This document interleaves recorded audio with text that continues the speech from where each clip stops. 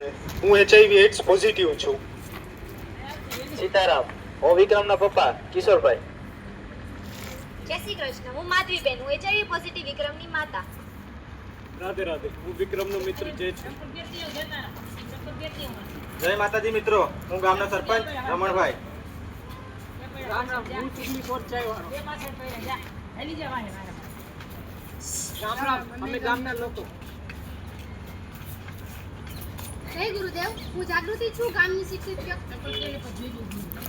નમસ્તે, હું ડોક્ટર નીલમ. હું એઆરટી સેન્ટરની ડોક્ટર છું અને હું વિક્રમની સારવાર છું. દ્રશ્ય 1. નિદાનનો આઘાત અને ગુપ્તતા. સ્થળ છે વિક્રમનું ઘર.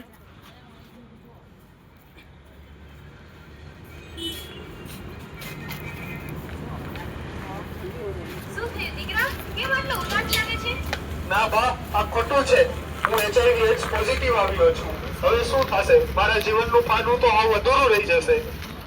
આ શું કહે છે તું? ડોક્ટરે આનું શું કહ્યું? આની સારવાર તો શક્ય છે ને?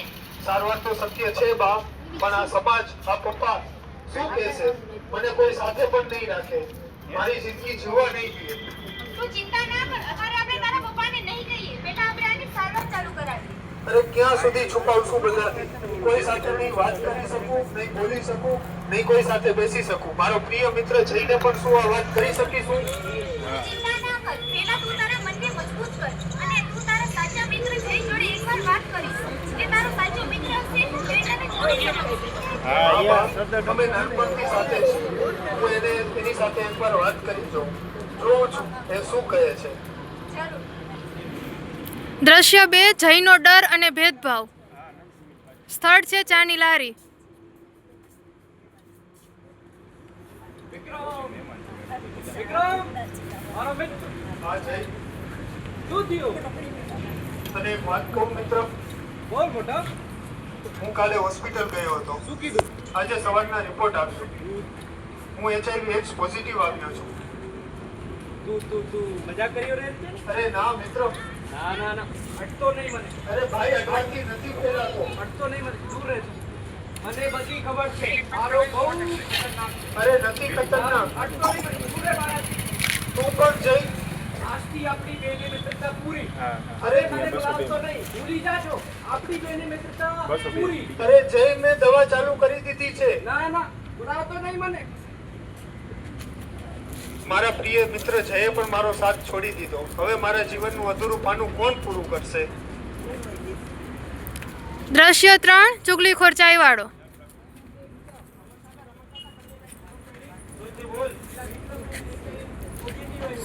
તને કેવી રીતે ખબર પડી? ના ના, એ લોકોને ગામમાં રાખવાનું છે. બહાર કાઢો એટલે ગામમાંથી. દ્રશ્ય 3. કિશોરભાઈનો વિસ્ફોટ. શું થયું દીકરા? તારી જય જોડે વાત થઈ? હા બાપ, વાત થઈ. શું કહ્યું એને? એને પણ મને મૂકી દીધો બા. હવે હું શું કરીશ? તું ચિંતા ના કર. બધું સારું થઈ જશે.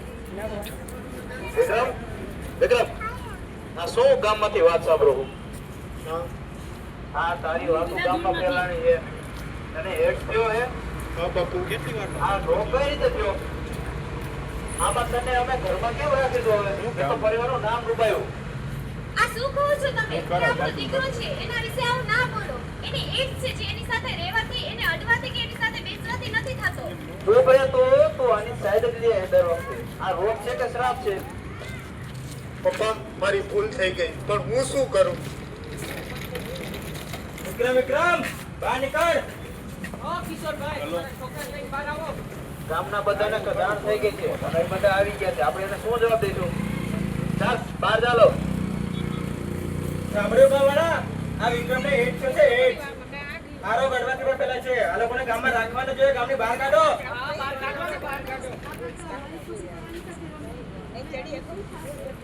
તમારી બધા સામે હાથ જોડીને વિનંતી કરું છું. અમારા દીકરા વિશે એવું ના બોલો. એને એડ્સ છે જે એને અડવાથી કે એને સાથે રહેવાથી નથી થતો. સાચી વાત છે કાકા. આ વાતની મને જાણી હતી હમણાં જ થઈ. બંધ કરો તમારું નાટક. આખા ગામને ખબર છે આ કેવી રીતે ફેલાય છે. આ લોકોને તો ગામમાં રાખવાનું છે, બહાર કાઢો ગામમાંથી. અરે સરપંચ સાહેબ આવું ન કરો, ગામવાસીઓ આવું ન કરો, મારી ભૂલ થઈ ગઈ છે.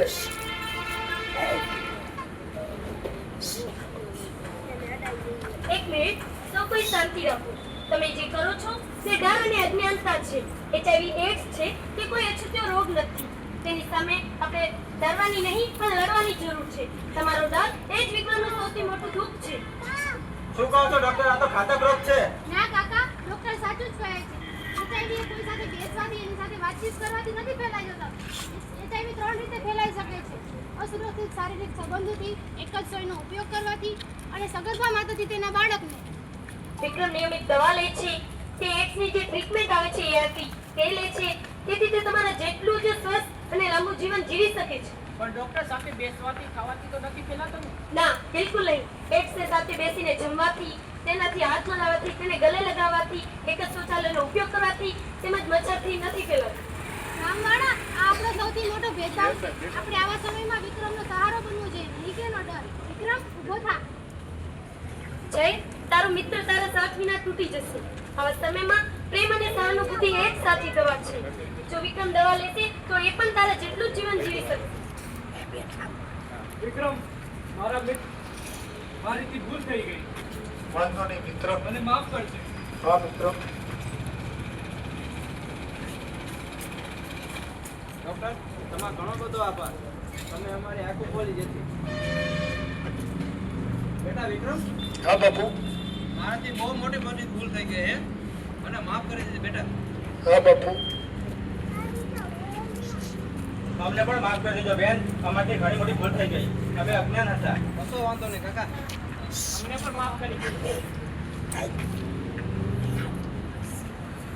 તમારો ખૂબ ખૂબ આભાર ડોક્ટર સાહેબા. મને તો ડર બેસી ગયો હતો કે આ બધા લોકો મને મૂકી દેશે, પણ હવે મને વાંધો નહીં આવે. મને હિંમત આવી. વિક્રમ, તું તારી દવા નિયમિત લે અને ગામવાસીઓ યાદ રાખો, HIV પોઝિટિવ વ્યક્તિ પણ લાંબુ જીવન જીવી શકે છે. તેને તમારા પ્રેમ અને સહકારની જરૂર છે, નહીં કે તમારા બહિષ્કારની. મારા જીવનનું પાનું હવે અધૂરું નહીં રહે. પ્રેમ અને સારવારથી જીવનનો અંત નથી. જય ગુરુદેવ બધાને. મારું નામ વાઘેલા ભાવિસા છે. હું નવયુગ નર્સિંગ કોલેજમાં BSc નર્સિંગમાં 3જા સેમમાં ભણું છું. શું તમે કોઈ જાણો છો કે HIV એડ્સ એ શું છે? એ કેવી રીતે ફેલાય છે, કેવી રીતે નથી ફેલાતો, એનાથી એની સારવાર શું છે, એનાથી કેવી રીતે બચી શકાય છે? કોઈને ખબર છે એડ્સ વિશે? HIV એક વાયરસ છે કે જે આપણા શરીરની રોગ પ્રતિકારક શક્તિને ઓછી કરે છે. હળવે આપણા શરીરની રોગ પ્રતિકારક શક્તિને સાવ ઓછી કરી દે છે. એટલે આપણે નાની બીમારીઓથી પણ લડવાની શક્તિ આપણામાં હોતી નથી અને આવી સ્થિતિને એડ્સ કહેવામાં આવે છે. હવે આપણે જાણીએ કે એડ્સ કઈ રીતે ફેલાય છે. એડ્સ અસુરક્ષિત શારીરિક સંબંધોથી, એક જ સોયનો વારંવાર ઉપયોગ કરવાથી, સગર્ભા માતાથી તેના બાળકને અને એડ્સવાળા વ્યક્તિનું લોહી ચડાવવાથી થઈ શકે છે. હવે સૌથી મહત્વની વાત કે એડ્સ કઈ રીતે ફેલાતો નથી.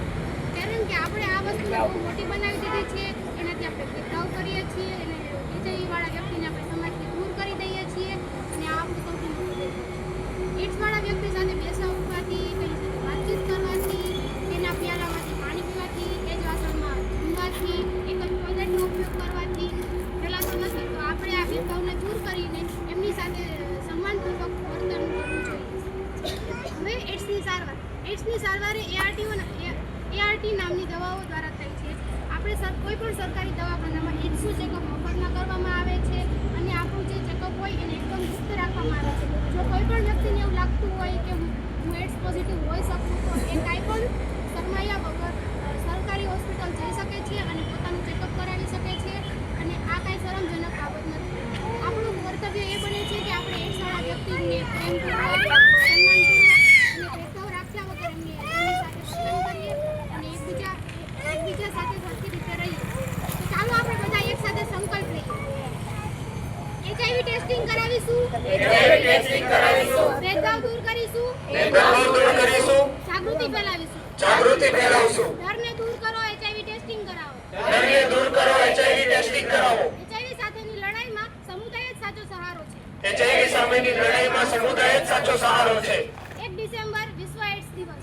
1 ડિસેમ્બર વિશ્વ એડ્સ દિવસ.